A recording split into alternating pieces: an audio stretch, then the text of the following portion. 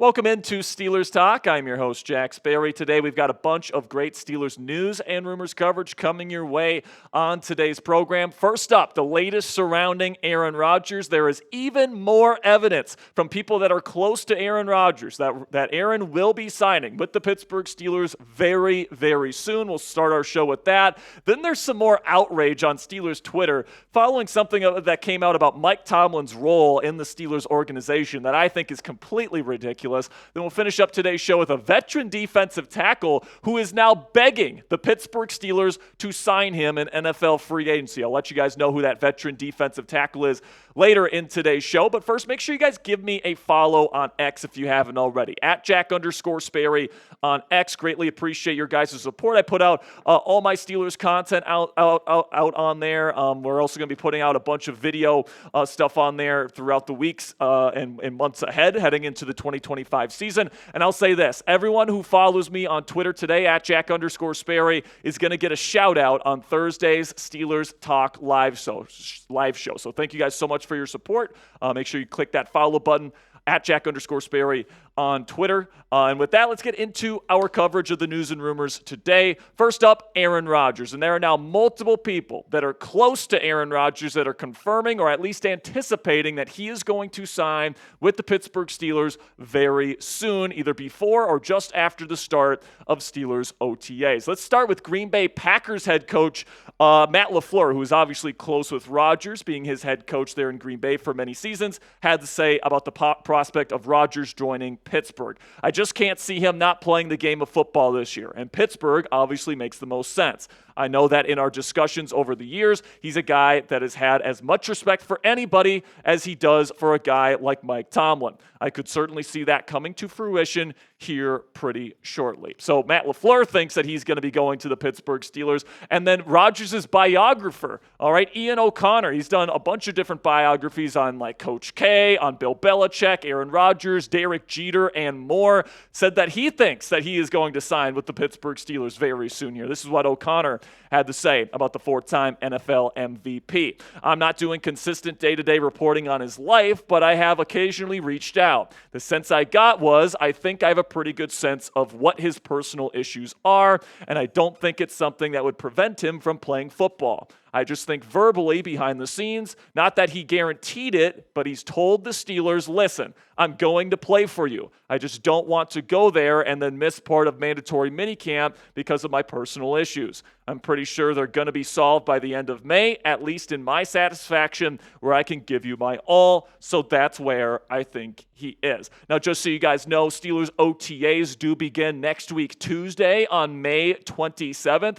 And for me personally, I would love for him to be there by the start of those OTAs, but also mandatory minicamp is another important date to keep your eye on here, where that is set to be June 10th through the 12th. So I know that is a date that people are going to be looking for as well. But my hope when it comes to Aaron Rodgers and OTAs is that he's there for at least most of it. I would like him to be there to kind of get out of the way some of that get-to-know-you stuff. You know, people can start getting used to his cadence, get used to the way he throws the football. He can get used to how the wide receivers run their routes. He can start building that connection with his center, Zach Frazier, and then also build that connection with new offensive play caller who he's never worked with before in Arthur Smith. So I would love for that relationship to start at OTAs when the helmets are on and you can scrimmage against the defense and you actually run football plays, which you're not able to do right now during the first few phases of the offseason program. OTAs is really the point where I think it's important for Rodgers to be there, and I hope he's signed on for that portion of the offseason program. O'Connor also adds here, he knows it was an embarrassment in New York largely,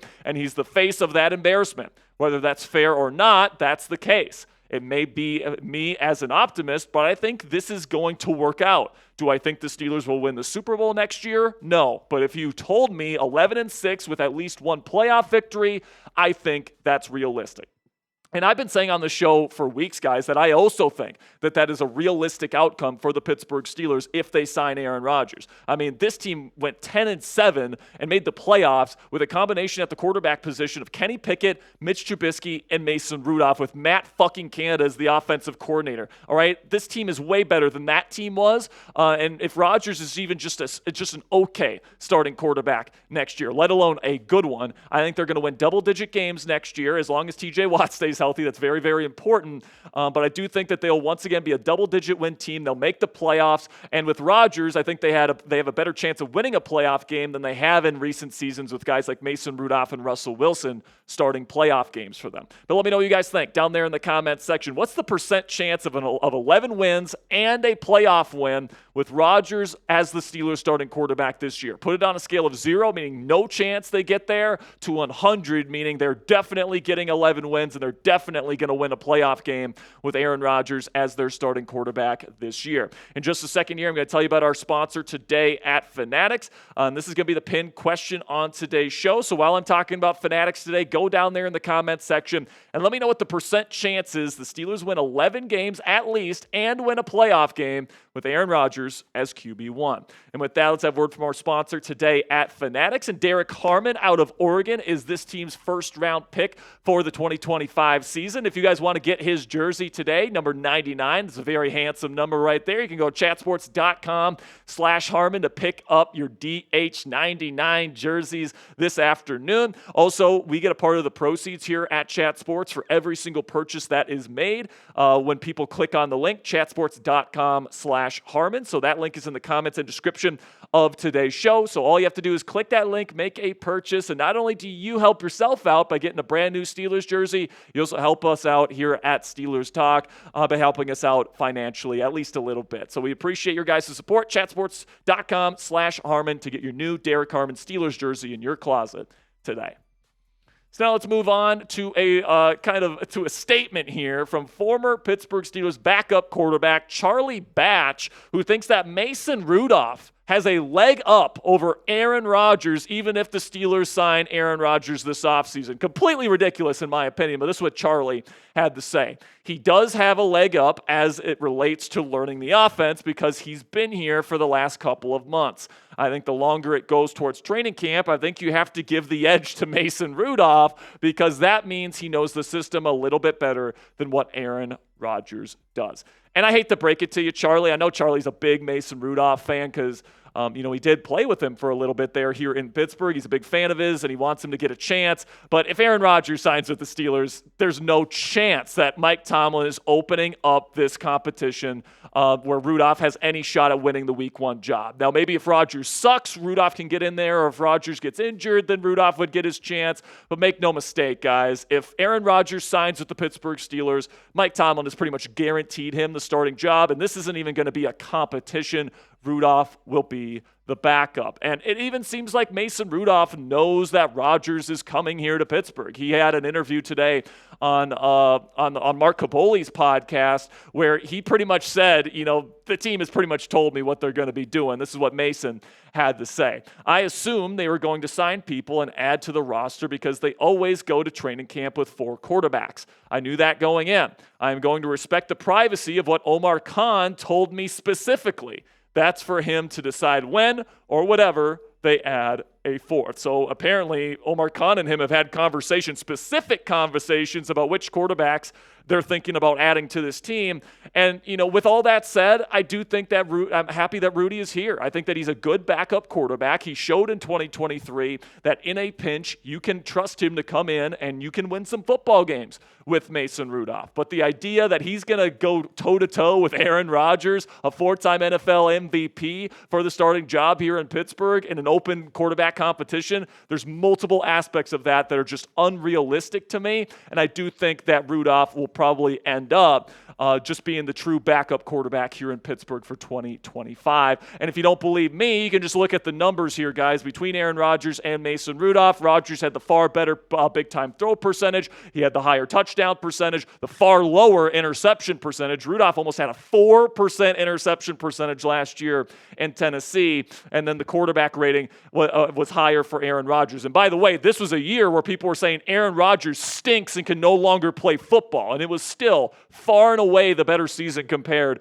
to what Mason Rudolph put on the field with the Tennessee Titans last year. So to me, it's not even a competition. Aaron Rodgers, if he does sign with the Pittsburgh Steelers, he's going to be the starting quarterback, and I think even Mason Rudolph understands that reality at this point. Now make sure you guys click that thumbs up icon if you haven't already, if you are happy that Rudolph is a Pittsburgh Steeler once again. I know I'm happy that he's here. I think he's an excellent backup for this team. Great locker room guy. The players in the locker room really like him. So let me know what you guys think. Click that thumbs up icon if you're happy Rudy is a Steeler.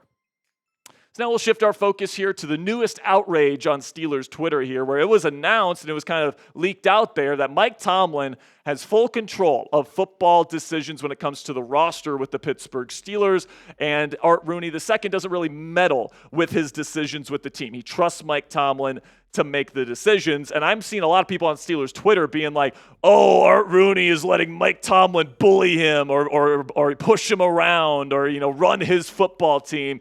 And, I think that this just comes from a place of Mike Tomlin, just pure hatred. And listen, man, I understand why people don't like Mike Tomlin or want him to be fired. Heck, I advocated for the team to move on from him at the end of last season. But I actually think that Art Rooney II, the owner of this team, allowing his football people to make football decisions is one of his redeeming qualities. Now, Art Rooney II has his faults as an owner. I don't think he spends enough on training facilities, all these different things. A lot of people around the league kind of see the Steelers as a cheap organization, and that goes to ownership. But when it comes to the football operations aspect of it, the Steelers have always allowed the GM and the head coach to make the football decisions, and that's something that I think is actually good about the Pittsburgh Steelers organization. Bad team owners like Dan Snyder of the old Washington football team, or Jerry Jones, who like to make decisions for their football teams, those are the teams that continuously just do not have success in the National Football League, especially prolonged success like the Pittsburgh Steelers have had throughout the last several seasons. Art Rooney doesn't do that. He stays back and he lets Omar Khan and Mike Tomlin, whoever the GM and head coach are, make the football decisions because they actually know what the fuck they're talking about. Sorry, Jerry Jones, you don't know the modern NFL. You just don't, all right? And because you meddle in that definitely hurts the Dallas Cowboys organization. The Steelers don't have that problem. And it's a good thing that they allow Mike Tomlin, the head coach, and Omar Khan, the GM, to make the decisions for the football team. Now, that doesn't necessarily mean Mike Tomlin's done a great job of building this football team. All right, you guys have heard me criticize Mike on this show for having a defense-first approach to team building and how I think that has limited this football team in the last several seasons. I just don't think you can build a team from the defense to the offense and expect to really be successful. This is an offensive league. You need to spend money on offense. And hey, this offseason, they actually did something about that by paying DK Metcalf $30 million per season. So it seems like they're on the right track to figuring this thing out here in Pittsburgh. But it's not like Mike Tomlin has been the best team builder in the world, even though I do think it is the correct decision to let him and Omar Khan make the decisions for the football team. So let me know what you guys think down there in the comments section. Do you think Mike Tomlin is a good team builder? Simply give me a yes or a no down there in the comments section. Can't wait to see your answers to this question down there in the comments. So now let's go to our final topic today, which is that Lawrence Guy, a veteran defensive tackle, longtime starter in this league, is now pleading with the Pittsburgh Steelers to sign him this offseason. He desperately wants to be a Pittsburgh Steeler. This is what he said last week. I'm a defensive guy. I need to go on a defensive teams. And I understand there's lots of things up in the air, but I would do it. I would go to Pittsburgh. I love the organization. Right now, with me on there, this is what I'm talking about. When you got a defensive state of mind, you need to go to a defensive team. So Guy definitely wants to go to the Pittsburgh Steelers. He is 35 years old, so he's definitely getting up there in age, but he's a big boy, 6'4", 315 pounds. And he has started for multiple teams along multiple different franchises along a multitude of years in the National Football League. But last year only played in 4 games with the Cincinnati Bengals, which included 2 starts. So, for a 35-year-old, that's definitely lost a step. Where does he really fit with the Steelers' defensive line here? You got Cam Hayward, Keanu Benson, and Derek Harmon as your top 3 guys in the rotation heading into the year. You also just drafted Y.A. Black out of Iowa. They like Daniel Aquale, who they brought in free agency. They just drafted Logan Lee last year. They like Dean Lowry, who they signed as a free agent last year. They brought back Isaiah Loudermilk as well. There's a lot of different moving parts here that they like on this defensive line, and I actually really like the depth that they have here in Pittsburgh at the defensive tackle position. But at the end of the day, Lawrence Guy is a former starter. He is somebody that brings some good run blocking ability to the table. And if he wants to come here to Pittsburgh and he wants to try out for a starting spot or at least a rotational spot on the Steelers defensive line, I mean, if he wants to sign for a vet minimum contract, why not? Let him compete. Why not? I think that he's been somebody that's done some good things in this league before. And for a vet minimum contract, add him to the mix and let the best man win once we get into Latrobe. So make the call down there in the comments section. Would you sign Lawrence Guy this offseason and add him to this group of defensive tackles? Type S if you would sign him, or type P if you would pass on him. Let me know what you guys think down there in the comments section. And that'll be it for today's edition of Steelers News and Rumors. Make sure you guys click that subscribe button if you haven't already. And until next time, guys, here we go, Steelers.